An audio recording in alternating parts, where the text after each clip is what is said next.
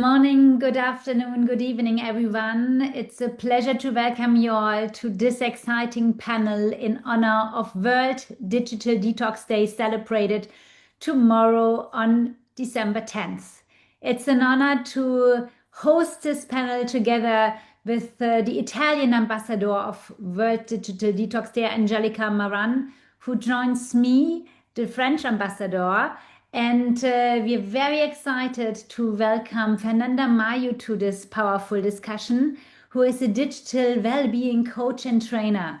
And together, we want to explore how hyperconnectivity is reshaping communication, work-life balance, mental well-being, and human relationships, and how individuals, leaders, schools, and organizations can reclaim intentional, healthy use of technology.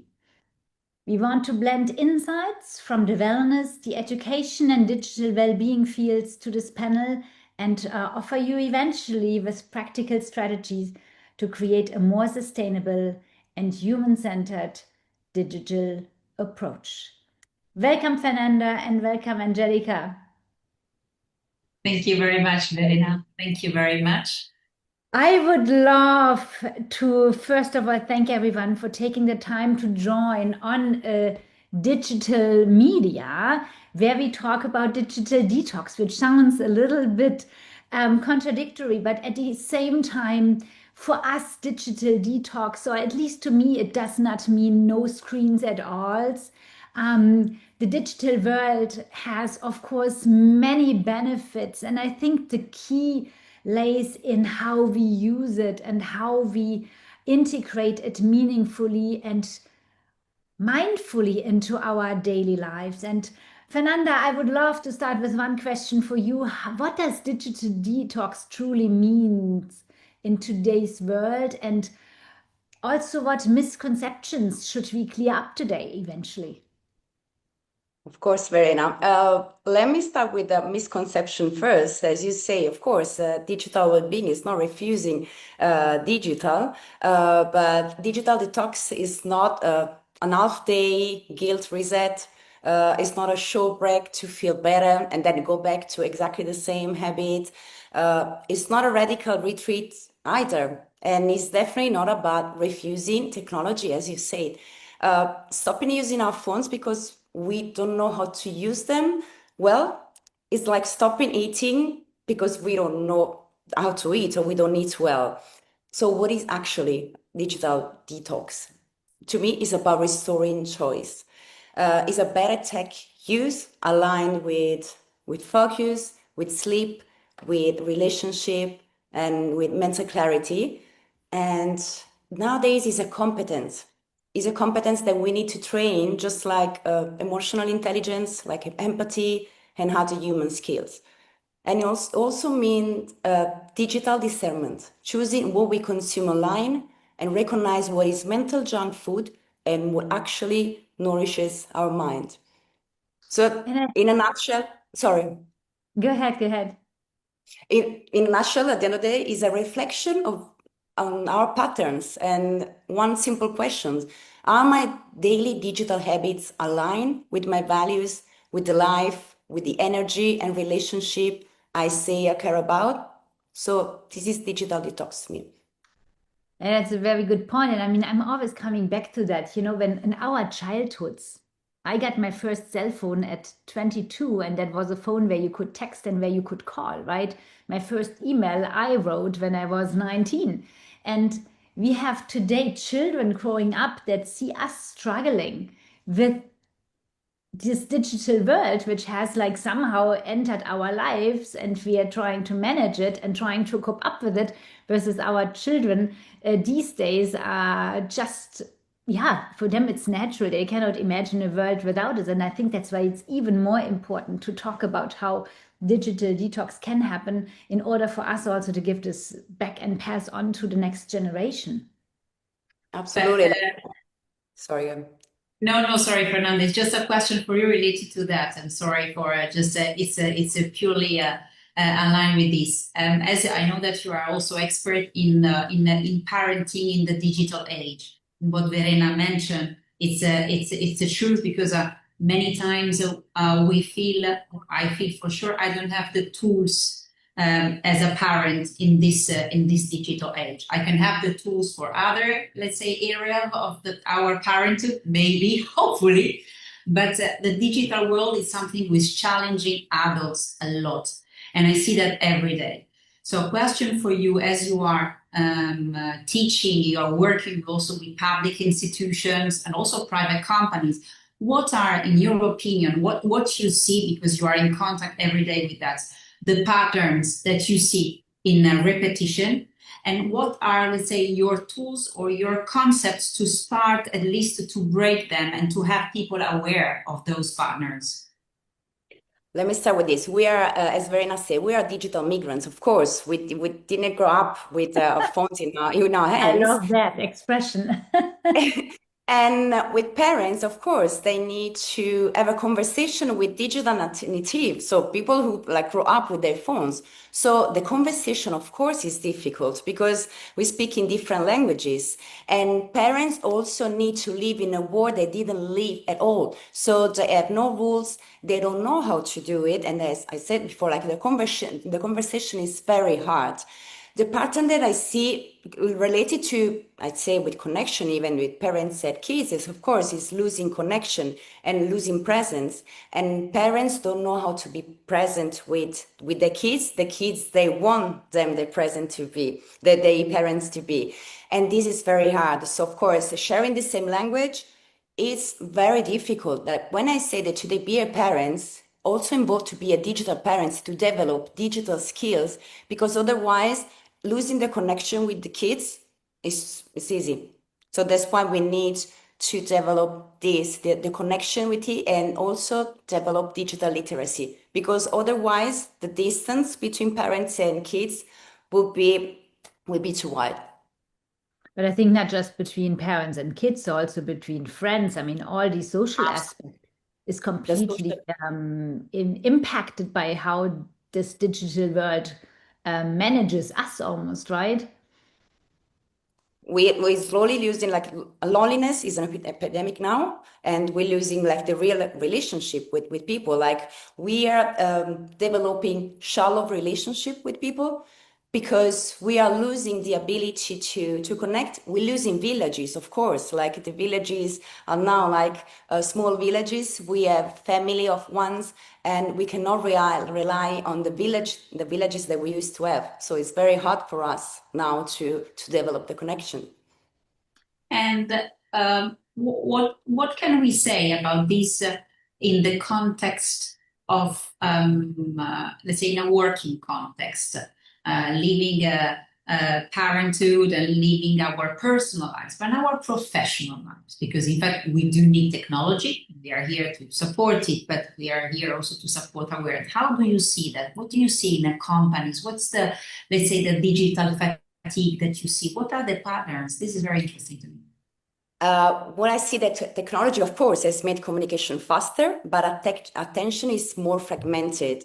At work, we reply quicker, but we lose the depth because, of course, at work we have too many channels that create constant interruptions. The well-known time confetti, like our days get shredded into tiny pieces that are too short for real thinking. And of course, at home, we are reachable, but we're less present. Like we are Irish, like we share spaces, but not attention. So the hyper connectivity creates the illusion of responsiveness while quietly eroding the deep work and the real connection. So of course, speed has improved, but the present has become a scarce resource. And what I see usually in company, I see the always on expectation, of course, that people feel that they must reply quickly to prove commitment.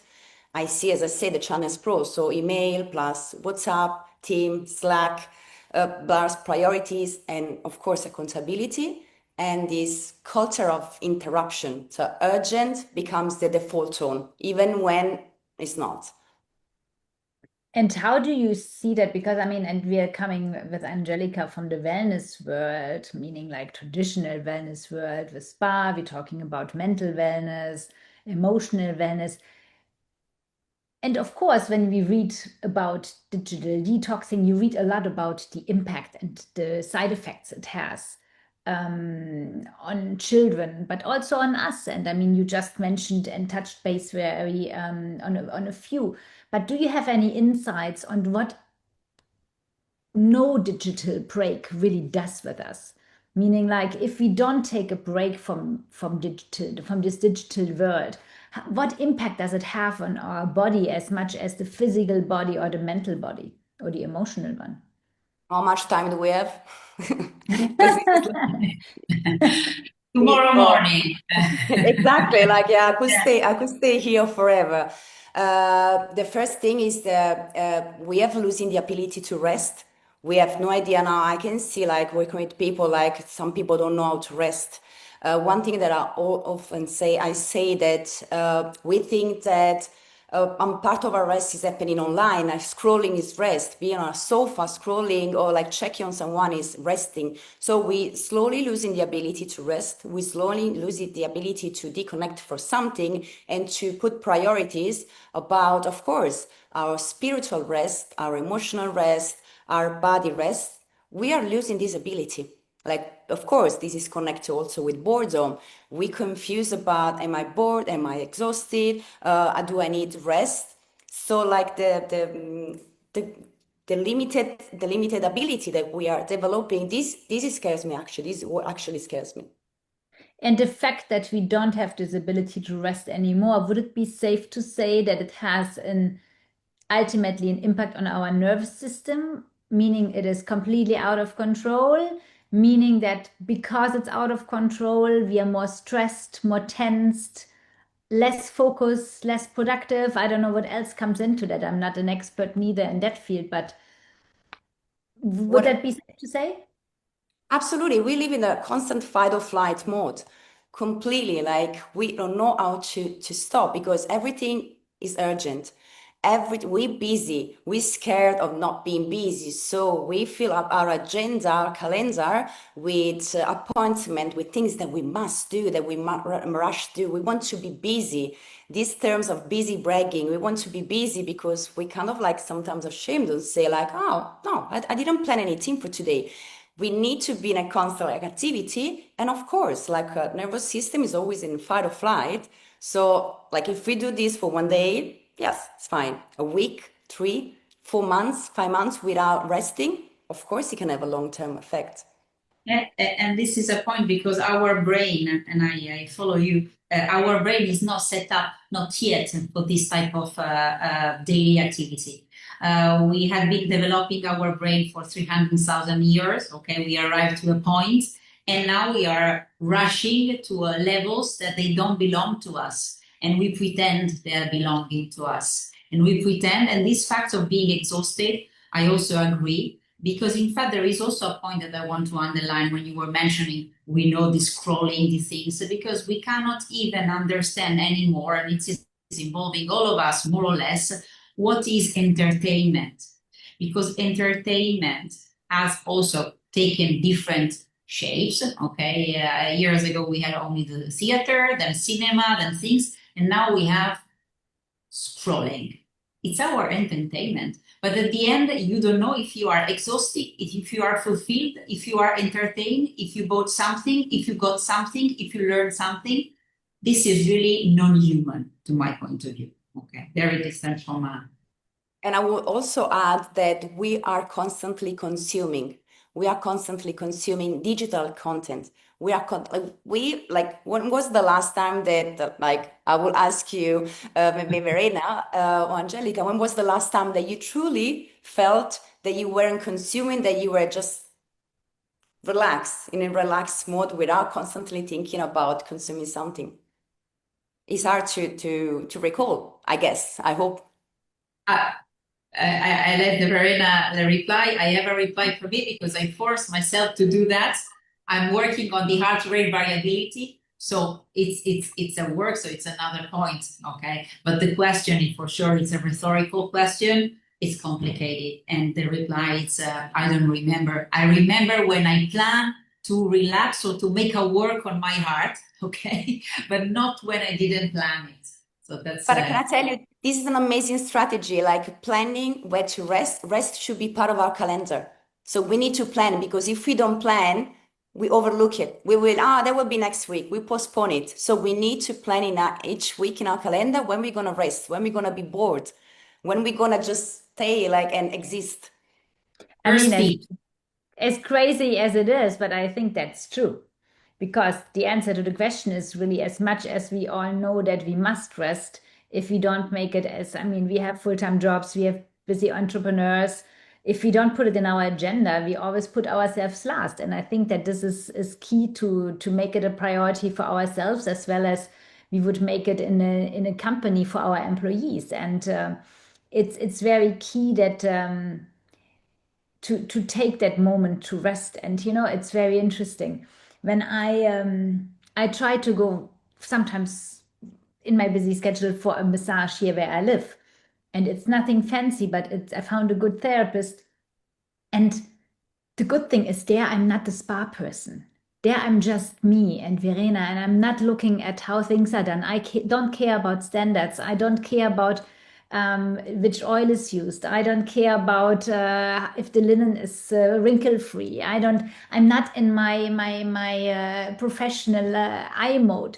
Because when I go to spas and check them out, what do? Well, I seek inspiration. So even if I go for professional purposes into spas, where you could think, oh, she has the coolest job in the world, at the same time, I'm there with my cell phone all the time to take pictures, to not lose that inspiration, to be able to come back to it, and to educate and to train myself, and to really have that professional eye on. And so that's where it's key for me sometimes to say, you know what, I do now something for me, even it is out of my professional world, but more in the incognito mode, that I really can let go and not think about what can I take back from this experience into my professional world, which is, I mean, it sounds grotesque, but it's at the end of the day, that's how it is, right?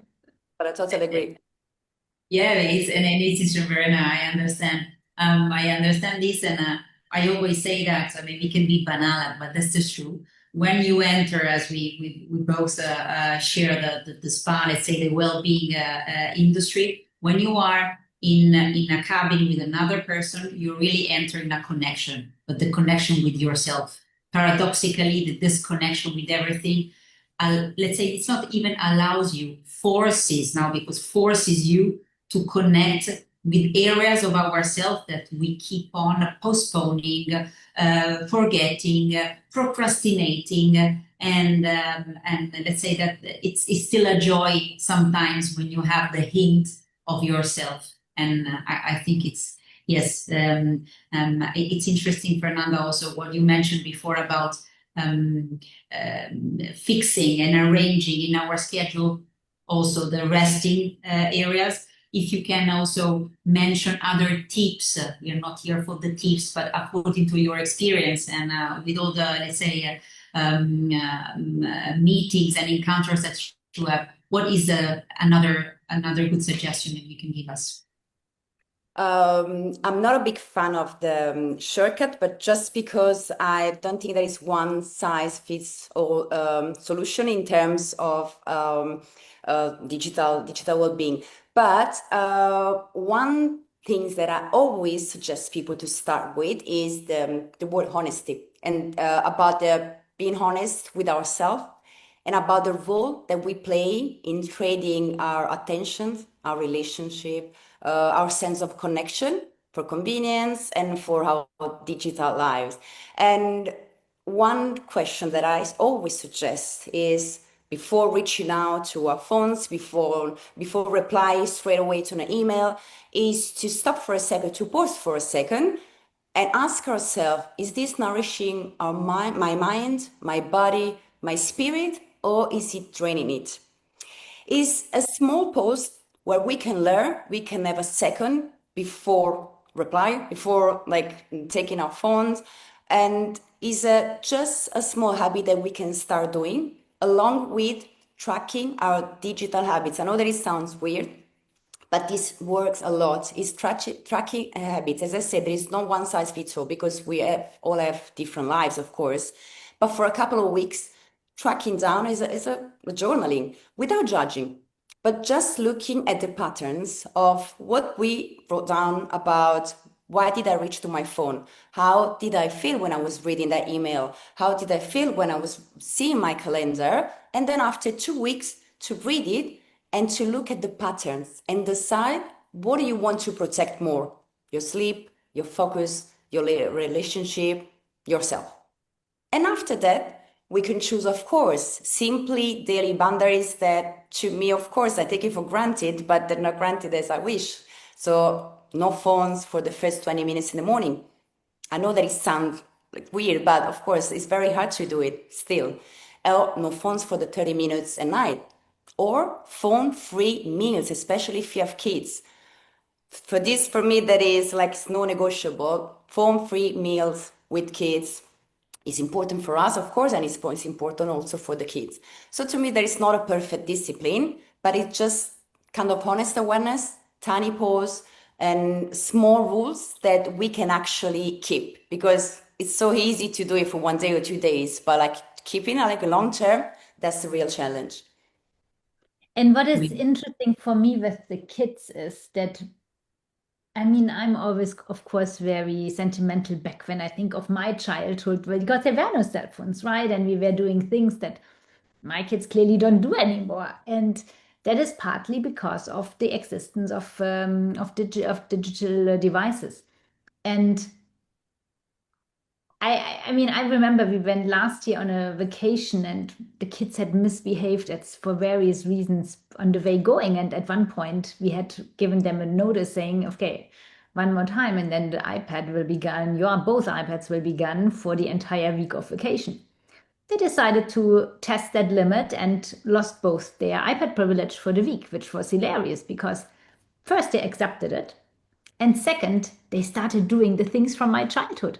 It was really hilarious to see. They suddenly played with shells and stones, gave them names. They even talked this year about when we came back a year later because it left a memory with them. And I think that's actually super cool to see how really digital free time can provoke different behavior. And that's something that I love to observe. And for example, when we have long travels, and for kids, travel is of course challenging, but I always say, okay, we start already with a screen-free hour where we can talk, where we can sing. Then they play DJ, and we have different music playing where they can sing along or whatever it is. But for me, having that that screen-free time from time to time is really beautiful to see what you can do with it. And I will add just one thing that it works for companies and for like parents, walk the talk. I know that, of course, like we should take it for granted, but we know the kids and also employees, they learn about what their parents, or of course in company, what their leaders do, not what their leader says. So kids learn more through your example, and of course employees learn more through the examples rather than what a leader or parents can say. So I know that it's hard for a parent. I'm not a parent, but I know that it's hard for a parent. Sometimes I also give a small trick. I can give this super small trick when you're really exhausted at the end of the day and you feel the urge of using your phone because you want to use it. Take a book and bring your phone inside. This is something that you can only do in an emergency, but don't show your kids that you're using your phone. Even maybe hide yourself. Take a book and bring your phone inside. This is just in use of an emergency. It's not a routine or something you can do it. But if you really feel it, like try to hide the habits that you don't want your kids to do, to share. But in fact, it's very interesting, and also known what we are saying also about kids. It's a kids and new generation, let's say, generally speaking. It's true. It's also true that I think that when they don't have the choice, or when we don't have the choice, we can show a kind of a a part of our nature, not real, because we have different natures, part of our nature. And I see that with the kids is easier, but if we want, we can mix also the exercise with ourselves, and it's going to be the same. Because when the kids, they are in an environment where there are no screens, and screens, I mean phone, because for example, the grandparents, typically in Italy, you have a television. You have a television with a cartoon. Then 30 years ago, 20 years ago, it was like a monster. Switch it off the television. Now it's a kind of nice thing. But when they don't have the chance to have the phones, the creativity really is on another level. And you see things that you have never expected, such because you know what? They don't have the chance. And here you see the brain nature, the human nature, and it's the same for us. When we don't have the battery, we desperate and we start to see what we have around. We start to really, I know that it's for granted that this is our reality. So also not having the choice, it's a good choice sometimes. Absolutely. Yeah. Okay, and now we have World Digital Detox Day internationally. I believe you do a digital detox festival, Fernanda, is that correct? Along with Alessio Cacciofi, the artistic director, yes, we organized the Digital Detox Festival this year. There was the first edition. So you had the first edition this year? This year in June, yes, and of course Tell us we'll a have little another bit about edition. it, how it was perceived and how the participation was, and also eventually how you see what role such events can play ultimately in our society. The thing is that brings the national culture shifts when the language and the norm shifts. In terms of these events, like of course there's a digital detox and other events, they can bring the topic to the public. Because this topic, of course, we can see in the conferences, expert or niche cycle.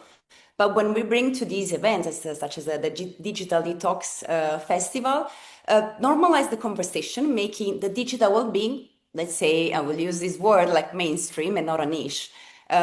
So we can offer prototype because people can need examples and healthy habits, not just moralism or guilt. And of course, these events can turn personal well-being in some shared social standard and into something that people can recognize and can talk about and can practice, of course, we hope, in the everyday life. And joining this, absolutely. There is also Benessere Digitali, which is very interesting. It's a digital wellnesses. It's a plural of wellness. I like this definition. And it's 2 editions already. When it was the first edition last year, and we collect all experts in digital well-being because we need to work together. Digital well-being is a new field, so of course we cannot win the battle alone by ourselves. So we need to be a collection of people, in different fields, of course, like psychotherapists, expert, journalists, pediatrician, like all kind of experts that we have. That's interesting. Also, Verena and I were very happy to have you because we are bridging systems in this moment because we didn't know each other before, and let's say this was is an opportunity to create a larger, not only community but also a larger let's say collection of perspective and voices. And as you said, there are so many perspectives on this that it cannot be only, let's say, a specific event or a specific, person. It's interesting to see also in our own team how many topics and how many visions, how many possibilities we can have. Still very fresh because there is a lot to do, I think. But very, very interesting to get to know what you have been doing so far, Fernanda. Yeah. Thank you. Thank you so much as well, Fernanda, for joining us in honor of World Digital Detox Day that we celebrate tomorrow internationally, and a movement that has been founded out of India. And I'm a proud World Digital Detox Day ambassador in France. I know Angelica is the same for Italy, and I love that we joined forces to come together, raise some awareness about the importance of digital detox.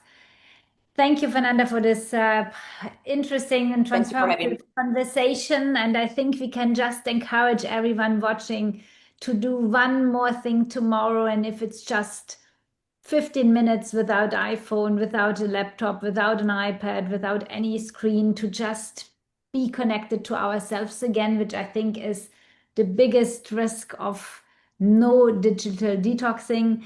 and also of not being a good role model for the next generation. So let's reclaim the presence, the focus, and human connection in our overly screen-saturated world. And with this, I would say happy World Digital Detox Day.